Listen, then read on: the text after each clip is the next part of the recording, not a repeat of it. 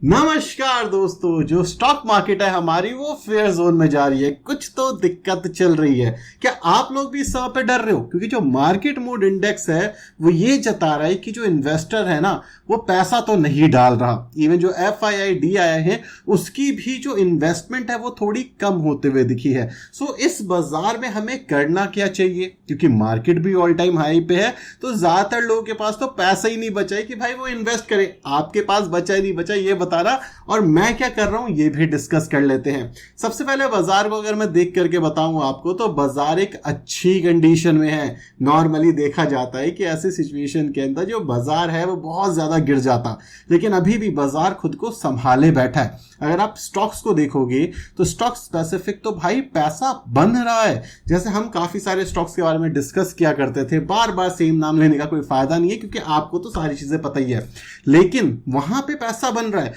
लेकिन broader market इस समय पे कंसोलिडेट कर रही है। अब काफी सारे लोग ये बोल देते हैं कि यार तुम तो ये कहते हो बुल रन चल रहा है। बुल रन भाई अभी रिकवरी थी, अभी कंसोलिडेशन होगा और इसके बाद जाकर के वापस बुल रन शुरू हो जाएगा। सो अगर आप ये सोच रहे हो कि भाई बुल रन खत्म हो चुका है, डर का माहौल है, 5-10% बाजार गिर जाता है तो क्या कोई दिक्कत होगी? नहीं। लेकिन हाँ, एक दिक्कत है। एक दिक्कत क्या है? वो दिक्कत ये है कि जो बाजार है ना उसके अंदर रिजल्ट्स अच्छे नहीं आ रहे।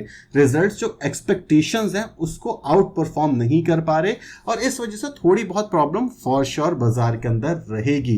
तो ये जो रिजल्ट सीजन है ना, मुझे लगता है आने वाले एक आधी महीने में ब्रॉडर जो मार्केट है वो बहुत ज्यादा अप नहीं जाएगी। लेकिन जैसे ये रिजल्ट सीजन निकलेगा बाजार फिर ऊपर चला जाएगा। क्यों? सेंटीमेंट पॉजिटिव है। दूसरी चीज लिक्विडिटी है बाजार के अंदर। बहुत सारी न्यूज है बाजार में, मैं आपको नेगेटिव न्यूज सुना करके परेशान कर दूंगा, लेकिन उसका कोई फायदा नहीं है। पता है क्यों? क्योंकि लॉन्ग टर्म के अंदर सिर्फ बाजार चलता है फंडामेंटल्स पे, शॉर्ट टर्म न्यूज आपकी आती जाती रहती है और हमारा जो देश है ना वो भी ठीक ठाक तरीके से चले जा रहा है। सो अगर आप एक लॉन्ग टर्म इन्वेस्टर हो, 10-12 साल के लिए इन्वेस्ट करते हो तो इन्वेस्टेड हो, और अगर आप डायरेक्ट स्टॉक में इन्वेस्ट कर रहे हो तो जितना खुश मैं हूं उतने खुश आप होगे। क्यों? क्योंकि लास्ट 5-6 महीने में हमने शायद एक्स्ट्रा ऑर्डिनरी रिटर्न बनाए और कुछ जगह जहां रिटर्न नहीं बना वहां पे मार्केट कंसोलिडेट कर गई। तो इससे क्या हुआ? हमें नुकसान नहीं हुआ, राइट? अगर मोटे मोटे तौर पे बात करें ना तो बाजार में खुशहाली का माहौल है, खुश रहो। थोड़ा बहुत बाजार ऊपर नीचे चलता रहता है। अब काफी टाइम से क्वेश्चन आ रहे थे तो आपके मन में जो क्वेश्चन होंगे वो इन सारे क्वेश्चंस में से निकल आएंगे। तो पहला क्वेश्चन राजू जी का है कि पापा का पैसा स्टॉक मार्केट में कैसे इन्वेस्ट करो मेरे भाई। तो राजू जी आप मुझे एक बात बताओ, आपको पापा का पैसा स्टॉक मार्केट में क्यों इन्वेस्ट करना है? यार देखो, आपको ना हर इंसान एक चीज बोल रहा है स्टॉक मार्केट में पैसा बनता है, लेकिन राजू मेरे भाई मैं आपको सच ये बता देता हूं कि स्टॉक मार्केट ना बहुत रिस्की गेम है और आपका पैसा नहीं है, वो आपके पापा का पैसा है। जो पापा है ना भाई, उन्होंने हो सकता है अपने रिटायरमेंट के लिए वो पैसा जमा करा होगा, उनका रिस्क एपेटाइट क्या है ये आपको नहीं पता। तो अगर उनके बिहाफ पे आप इन्वेस्ट करने लग गए और उनको पता ही नहीं है और बाजार गिर गया, गलती से उन्हें पैसे की जरूरत पड़ गई, कहां से लाके दोगे? नहीं दे पाओगे ना। तो पहले पापा से सलाह मशवरा कर लो, उसके बाद अगर आपको इन्वेस्ट करना है तो निफ्टी 50 अच्छा है। हाइब्रिड म्यूचुअल फंड्स होते हैं वो अच्छे होते हैं। HDFC एडवांटेज फंड है वो अच्छा होता है। डेट फंड भी अच्छे होते हैं। तो एक अच्छा पोर्टफोलियो बनाओ और लोएस्ट रिस्क पोर्टफोलियो बनाओ जहां पे शॉर्ट गारंटी रिटर्न मिल रहे हो ना। थोड़े से FD में डाल दो, थोड़े से बैलेंस फंड में, डेट फंड में, इन सब जगह डालो, ज्यादा सही बनेगा। लेकिन यार इन्वेस्ट करने से पहले ना यार पूछ लेना, क्योंकि पता चले आप तो अच्छा काम करने गए हो लेकिन मार्केट गिर गई तो चीजें थोड़ी सी गड़बड़ा जाएंगी। तुषार जी का अगला कमेंट है कि पैसिव इनकम कैसे बिल्ड करें मेरे भाई। तो तुषार जी, सबसे पहली चीज पैसिव इनकम क्या होती है, जिनको नहीं पता उनके लिए बता दूं। पैसिव इनकम वो इनकम होती है कि आप सोते हुए पैसा कमाओ। ये एक बहुत ही अच्छी डेफिनेशन हो सकती है। मतलब क्या है कि भाई आप सो रहे हो, आपके बिहाफ पे कोई चीज काम कर रही है। जैसे यूट्यूब एक पैसिव इनकम है, क्या आप ये कह सकते हो? नहीं, यूट्यूब एक पैसिव इनकम नहीं है। पता है क्यों नहीं है? क्योंकि देखो, जो ये वीडियो बनाया इसके अंदर एक्टिवली मुझे वीडियो बनानी पड़ रही है, फिर एडिट करनी पड़ेगी, स्क्रिप्ट देखनी पड़ती है ना, बहुत सारी चीजें होती हैं। हम तो रॉ रहते हैं लेकिन फिर भी स्क्रिप्टिंग होती है काफी सारे यूट्यूब चैनल्स के ऊपर।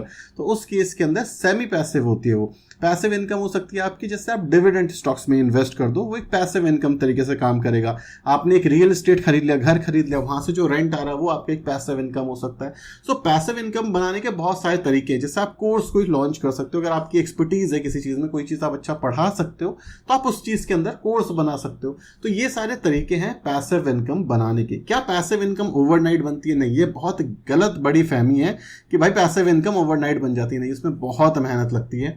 तो अगर अगर मुझे आज पैसिव इनकम बनानी हो तो उसके लिए मैं यूट्यूब चैनल कर रहा हूँ कि भाई मैं थोड़ी मेहनत करता हूँ, 2-4 घंटे, वो वीडियो 2-4 दिन चलती है, उससे चीज़ें हो जाती हैं। दूसरा, मैं कोर्स बना सकता हूँ, अगर मेरे को आज बनाना हो तो मुझे लगता है कोर्स का बिजनेस अच्छा रहेगा। तीसरी चीज़, परफ्यूम बिजनेस आप शुरू कर सकते हो, इसके ऊपर मेरी नज़र है, हो सकता है बहुत जल्दी आपको ये आता हुआ मिल जाए। चौथा बिजनेस हो सकता है रियल एस्टेट खरीद लो, मतलब कहीं Tier 2 Tier 3 सिटीज़ में जाओगे ना, इवन दिल्ली में भी काफ़ी सारे ऐसी जगहें हैं जहाँ पे 20-20, 25-25 लाख में घर मिल जाते हैं और रेंटल इनकम वहाँ पे 6 से 7% की यील्ड के साथ आ जाती है, तो बहुत बड़ी इन्वेस्टमेंट भी नहीं है, ये कर सकते हो। तो ऐसे पैसिव इनकम बन सकती है, लेकिन इसके अंदर आपको 1-1.5 साल लगाना पड़ेगा, वरना पैसिव इनकम नहीं बन पाएगी। ये बेचा बहुत अच्छे से जाता है, बट सच्चाई बहुत अलग है इसकी।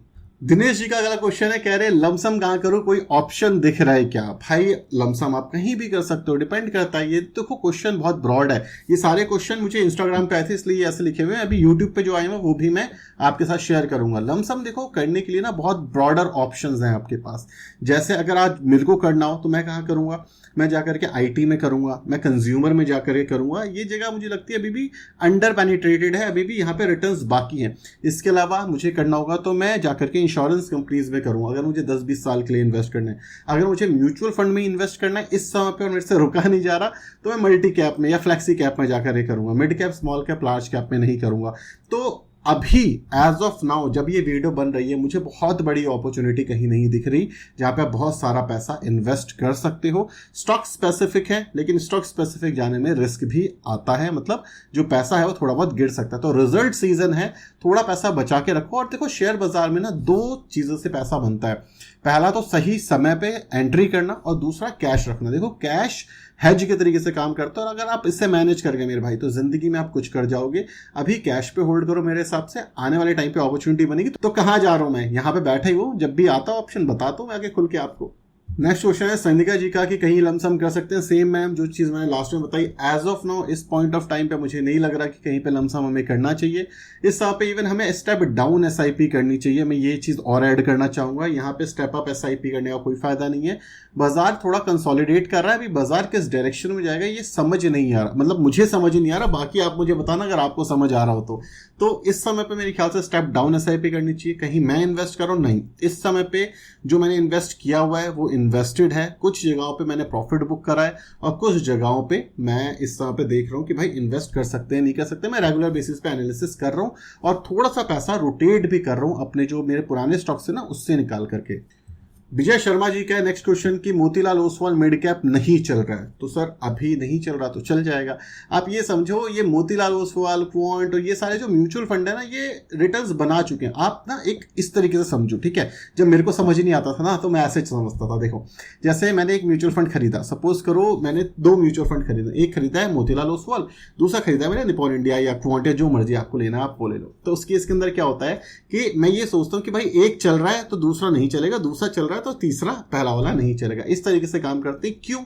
आपका क्वेश्चन होना चाहिए, देखो नंबर ऑफ स्टॉक्स, अगर एक म्यूचुअल फंड जो चल रहा है मतलब उसके स्टॉक्स अच्छे मोमेंटम में, दूसरा नहीं चल रहा, मतलब जब नेक्स्ट मोमेंटम आएगा तो हाई चांसेस है कि ये वाला चलेगा। तो जो म्यूचुअल फंड चल रहा है वो हमेशा पैसा नहीं बनाता, वो पैसा बनाएगा फिर रुकेगा। क्यों? क्योंकि इन्वेस्टिंग स्ट्रैटेजी दूसरी हो सकती है, जैसे मोतीलाल की है एग्रेसिव, है ना, वो एक ग्रोथ स्टॉक में इन्वेस्ट करते हैं। आज की डेट के अंदर ग्रोथ स्टॉक चल रहे हैं, लेकिन जैसे आईटी, उसके अंदर एक बहुत बड़ी पोजीशन है मोतीलाल की, वो इस समय पे नहीं चल रहा। तो जब उसका टाइम आएगा नेक्स्ट टाइम तब चलेगा। जैसे इससे पहले बैंकिंग का था तो हमने इन्वेस्ट किया, अब आईटी और कंज्यूमर का लग रहा है, तो ऐसे म्यूचुअल फंड चलेंगे फिर धीरे धीरे करके, ठीक है। तो अभी नहीं चल रहा है, इसमें डरने वाली बात नहीं है, थोड़ा टाइम दो, एटलीस्ट 1-1.5 साल का टाइम दो, क्योंकि पोर्टफोलियो बहुत अच्छा है उनका, ग्रोथ पोर्टफोलियो है। और ये जब टाइम होता है ना, जब नहीं चलता, तो हमें ऐसी जगह पे थोड़ा थोड़ा पैसा डालते रहना चाहिए, क्योंकि जब चलेगा तो हमें अच्छा पैसा मिलेगा यहाँ से। विजय शर्मा जी का क्वेश्चन है, कह रहे हैं कि भारतीय एयरटेल खरीदा है मैंने 2006 रुपए पे खरीदा, 1900 पे चल रहा है, क्या करना चाहिए? सर एयरटेल और जियो 2 कंपनी है हमारे इस देश के अंदर मीनली जो चल रही है, ठीक है। तो क्या लगता है आपको क्या होगा? देखो नंबर ऑफ यूजर्स लिमिटेड हैं, जो सिम है वो ऑलमोस्ट हर जगह पे जा चुकी है। आपको ना बिजनेस समझना पड़ेगा, उसके बेसिस पे आप चीजें कर सकते हो। आज की डेट के अंदर ये सारी की सारी जो कंपनी है, दोनों मेनली जियो और हमारी एयरटेल, ये अपने जो एक्सपेंसेस है वो बढ़ा रही है। मतलब जो प्रीमियम चार्ज करते हो ना, सिम के पैसे जो देते हो आप, प्लान लेते हो, वो बढ़ा रही हैं, तो उससे पैसा तो आएगा। लेकिन ये ऐसी कंपनीज नहीं है जो मल्टी बैगर बने, ठीक है। अगर आप एक सेफ कंपनी ढूंढ रहे हो तो भाई इन्वेस्टेड हो। मतलब भारतीय एयरटेल कहाँ ही जा सकती है, आप ये मानो भारतीय एयरटेल हो गई या जियो हो गई, अब प्रॉफिट बनाएंगी या ऊपर जाएंगी, लेकिन पेनिट्रेशन हो चुका है पूरे इंडिया के अंदर, ऑलमोस्ट हम मान सकते हैं कि 80-90% हो चुका है। तो मार्केट शेयर ऑलरेडी मिल चुका है। अब बस ये है कि धीरे धीरे 10-12-15%, 10-12-15% अगले 5-7-10 साल के अंदर बना सकती हैं कंपनियां, अगर कोई घपला वपला ना निकल करके आ जाए तो मेरे हिसाब से तो टिके रहना चाहिए। मैंने इसको सीरियसली बताऊं तो अभी बहुत इन डेप्थ एनालिसिस नहीं करी है, आपको डेफिनेटली इसको देखना चाहिए, बट मेरे हिसाब से कंपनी वाइज ठीक है, बहुत कुछ बड़ा नहीं होगा। सारिका शर्मा जी का कमेंट है, ये कह रहे हैं क्या अकाउंट से पैसा निकाल के कहीं और डाल दो। मुझे नहीं पता आप थे ये सारी का ही नाम, मतलब एक और नाम था, मतलब मुझे याद नहीं आ रहा। जब बाजार गिर रहा था वो कह रहे थे आपकी गलती है, आपकी गलती है, आपकी गलती है, तुमने बोला था, सारे इन्फ्लुएंसर ने बोला था पैसा ये वो मतलब बहुत बहुत बोलते थे भाई वो इंसान। मुझे नहीं पता आप थे या कोई और था, मैं नाम बिल्कुल याद नहीं कर पा रहा। तो अगर आप वही हो तो भाई मेरे को नहीं पता आपको क्या करना है, वो आप खुद करो, क्योंकि नो वन नोज मेरे भाई, सच्चाई ये है, नो वन नोज कि क्या करना चाहिए। यहाँ पे सिर्फ और सिर्फ हम जो हमें डेटा दिखता है उसके बेसिस पर डिस्कस करते हैं, और बाद में जाके आप मेरे को ही बोलने वाले हो कि भाई तुमने बोला था देखो पैसा बनेगा, तो आप मुझे तो दोगे नहीं। और अगर आप वो नहीं हो तो भाई मेरा सजेशन ये रहेगा कि आप शिफ्ट कर सकते हो, आपको मेरे हिसाब से शिफ्ट कर लेना चाहिए। किस में करना चाहिए, आप मिड कैप में हो तो मोतीलाल में चले जाओ, निपॉन इंडिया ग्रोथ फंड में चले जाओ, और भी एक आधी फंड्स हैं उसके अंदर, HDFC mid cap opportunity fund है उसमें शिफ्ट कर सकते हो फॉर नाउ। बाकी जब क्वांट चलेगा तो हम दोबारा आ जाएंगे। अदरवाइज अगर आपको स्मॉल कैप में करना है तो टाटा या निपॉन कर सकते हो, जो मर्जी हो। देखो टाटा कभी टॉप परफॉर्मिंग नहीं रहेगा स्मॉल कैप में, लेकिन वो मतलब पोर्टफोलियो ऐसा है ना कि बेंचमार्क को बीट कर रहा है 1-2% से लास्ट 10-12 साल से पोर्टफोलियो भी सही दिखता है। वहीं पे जो निपॉन है वो तो भाई कंसिस्टेंट कंपाउंडर है, तो कोई भी लोगे तो सही रहेगा। डिपेंड करता है कि आपके पोर्टफोलियो में पहला म्यूचुअल फंड कौन सा है। पंकज जी का कमेंट कह रहे हैं एक म्यूचुअल फंड ले लो, कौन सा लिखा है, Nifty total market index cover करता है 750 स्टॉक्स। ऐसे तो भाई 5000 स्टॉक्स का भी होगा, आई थिंक 500 या 2000, मतलब 3-4 म्यूचुअल फंड ले लो, हर कोई अलग अलग काम करेगा यार। ऐसा हो जाए ना तो मजा आ जाए। आपने इसको फनी में भी लिखा है, लेकिन ये मैं आपको सच सच बता दूं, देखो जब आप पैसा डालते हो ना स्टॉक मार्केट के अंदर, तो आपकी होल्डिंग डिसाइड करती है कि आपके कितने रिटर्न बनेंगे। सपोज करो आपने भी क्वांट में पैसा डाला है, मैंने भी क्वांट में पैसा डाला है, ठीक है।